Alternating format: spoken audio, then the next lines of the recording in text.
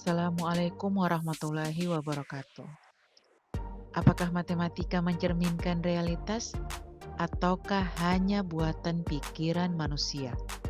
Pertanyaan inilah yang menjadi dasar pemikiran aliran anti-realisme dan strukturalisme dalam filsafat matematika. Dalam presentasi ini kita akan mengenal tokoh-tokoh penting yang mempertanyakan keberadaan objek matematika dan bagaimana struktur menjadi pusat perhatian dalam memahami dunia matematika modern. Mari kita mulai penelusuran ide-ide besar ini bersama. Antirealisme dalam ontologi kontemporer. Apa itu antirealisme dalam matematika? Antirealisme dalam matematika berpendapat bahwa bilangan, himpunan, dan objek matematika lainnya tidak benar-benar eksis.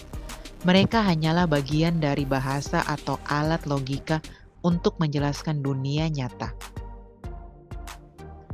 Adapun tokoh anti-realisme dalam ontologi kontemporer yang pertama yaitu Hartry Field.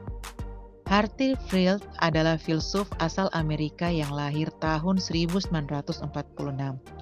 Ia banyak menulis tentang filsafat, sains, dan matematika. Dalam bukunya Science Without Numbers, ia mengembangkan gagasan fiksionalisme yang menyatakan bahwa matematika hanyalah alat bantu, bukan refleksi realitas. Gagasannya menjadi tonggak penting dalam arus anti-realisme kontemporer. Tokoh kedua yaitu Charles Chihara. Charles Chihara adalah filsuf Amerika yang lahir tahun 1932 dan wafat pada 2020. Ia mengajar di University of California, Berkeley dan dikenal karena kritik tajamnya terhadap Platonisme. Dalam karyanya Constructibility and Mathematical Existence, Chihara menolak pandangan bahwa objek matematika harus benar-benar ada. Baginya yang penting adalah apakah objek tersebut dapat dikonstruksi secara logis dalam sistem formal. Tokoh ketiga dan keempat adalah John P. Burgess dan Gideon Rosen, yaitu dua filsuf dari Princeton University yang berkontribusi besar dalam filsafat matematika kontemporer. Burgess dikenal atas keahliannya di bidang logika dan ontologi, sedangkan Rosen mengembangkan pendekatan pragmatik terhadap metafisika. Karya kolaboratif mereka, A Subject with No Object 1997, memperkenalkan konsep nominalisme terkendali, sebuah cara menggunakan matematika tanpa terkait pada komitmen bahwa objek-objeknya benar-benar ada. Tokoh selanjutnya yaitu Jody Azzoni dan Mark Balaguer. Jody Azzoni adalah filsuf dan juga penyair dari Tufts University. Dalam bukunya Deflating Existential Consequence, ia menyatakan bahwa kita bisa mengatakan pernyataan matematika yang benar tanpa harus mengakui bahwa objek-objeknya benar-benar ada. Sementara itu, Mark Balaguer dari California State University, Los Angeles, menawarkan pendekatan yang unik.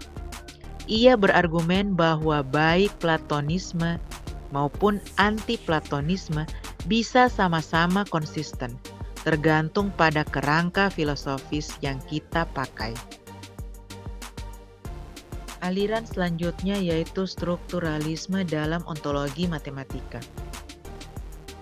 Strukturalisme mengatakan angka bukan entitas individual, tapi bagian dari sistem. Misalnya, 2. Penting karena ia berada antara 1 dan 3, bukan karena ia ada di dunia abstrak. Tokoh strukturalisme yang pertama yaitu Paul Benacerraf. Ia filsuf Prancis Amerika yang lahir tahun 1931 dan mengajar di Princeton University.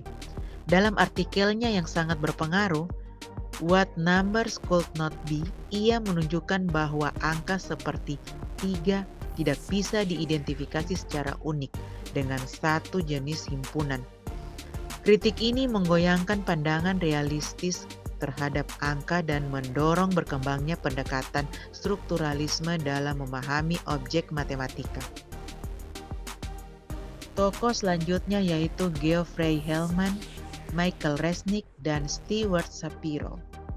Ketiga tokoh ini memiliki kontribusi besar dalam varian-varian strukturalisme. Geoffrey Hellman dari University of Minnesota memperkenalkan modal strukturalisme, memandang struktur matematika sebagai kemungkinan logis. Michael Resnick dari North Carolina melihat matematika sebagai ilmu pola abstrak. Inilah inti dari pattern strukturalisme. Sedangkan Stewart Shapiro dari Ohio State University mengembangkan anti-rem strukturalisme dengan keyakinan bahwa struktur matematika eksis secara independen dari perwujudan fisiknya. Selanjutnya, perbandingan pendekatan anti-realisme dan strukturalisme. Anti-realisme ingin membebaskan matematika dari dunia nyata. Strukturalisme sebaliknya menerima bahwa struktur itu ada, tapi objek individualnya tidak penting.